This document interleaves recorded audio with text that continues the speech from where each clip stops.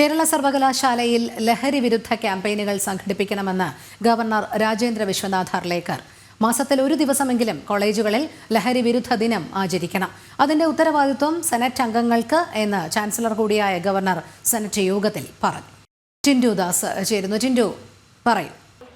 Rohini, governor Rajendra Vishwanath Arlekar പങ്കെടുക്കുന്ന ആദ്യ senate യോഗമാണ് യൂണിവേഴ്സിറ്റിയിൽ കഴിഞ്ഞത്. ഇന്ന് സെനറ്റ് യോഗവും അതോടൊപ്പം തന്നെ ബജറ്റ് സമ്മേളനവും ഉണ്ട്. ഏറ്റവും പ്രധാനപ്പെട്ട കാര്യം കുട്ടികളുടെ ഭാവിയെ ബാധിക്കുന്ന വിഷയങ്ങൾ തന്നെയാണ് അദ്ദേഹം ഈ സെനറ്റ് അംഗങ്ങളെ അഭിസംബോധന ചെയ്തുകൊണ്ട് സംസാരിക്കുമ്പോൾ പറഞ്ഞത്. സംസ്ഥാനം നേരിടുന്നൊരു വലിയ പ്രശ്നമാണ് യുവതലമുറ ലഹരിയിലേക്ക് പിടിപെട്ടു പോകുക എന്നത്.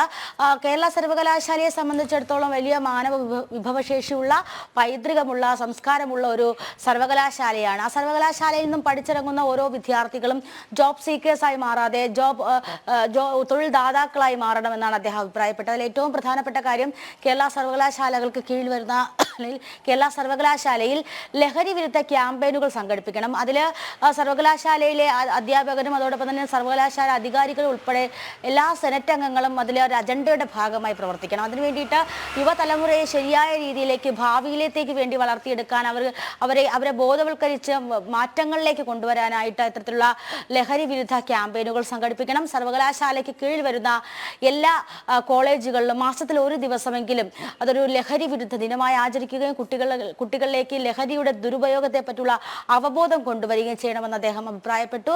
വളരെ മനോഹരമായ രീതിയിലുള്ള ഒരു അഭിസംബോധനാ പ്രസംഗമായിരുന്നു ഗവർണർ രാജേന്ദ്ര വിശ്വനാഥ് ഹർലേക്കർ സെനറ്റ് യോഗത്തിൽ കാഴ്ചവെച്ചത്. ഇടത് സെനറ്റ് അംഗങ്ങൾ ഉൾപ്പെടെ അദ്ദേഹത്തിന്റെ അഭിസംബോധനാ പ്രസംഗത്തെ കയ്യടിയോടുകൂടിയാണ് സ്വീകരിച്ചത്. അതോടൊപ്പം തന്നെ യുവതലമുറ നേരിടുന്ന മറ്റൊരു പ്രശ്നമെന്ന് പറയുന്നത് സംസ്ഥാനത്ത് മികച്ച വിദ്യാഭ്യാസ സൗകര്യങ്ങൾ ഉണ്ടായിട്ടും അല്ലെങ്കിൽ സംസ്ഥാനത്ത് വിദ്യ നേടാനും തൊഴിൽ നേടാനുമുള്ള സൗകര്യങ്ങൾ ഉണ്ടായിട്ട് പോലും എന്തുകൊണ്ടാണ് നമ്മുടെ യുവതലമുറ അന്യ സംസ്ഥാനങ്ങളിലേക്കും അന്യരാജ്യങ്ങളിലേക്കൊക്കെ പോകുന്നത്? അവർ അന്യരാജ്യങ്ങളിലൊക്കെ പോയി അവിടെ ഒരു തൊഴിൽ അടിമ സമ്പ്രദായമാണുള്ളത്. ആ സമ്പ്രദായത്തിലേക്ക് നമ്മുടെ കുട്ടികളെ കൊണ്ടുപോകാൻ പാടില്ല.